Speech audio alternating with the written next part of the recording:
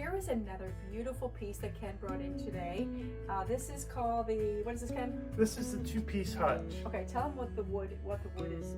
Yeah, absolutely. All the wood that I use in my cabinetry all comes from a supplier. It's all kiln dried down to 6%. All the painted part of the cabinetry is all poplar lumber, and then I use pine for anything that's stained. It turns out much better. The stained part is stained, and then also has 3 coats of clear on it, which allows you don't have to worry about anything getting watermarks on it.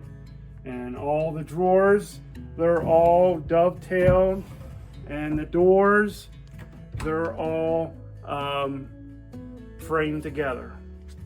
What a beautiful piece to put in your home. What a statement piece that'll last you for many, many years. You know, it's just a quality piece to put all your beautiful pieces on. So we look forward to seeing you, and come on in and see us.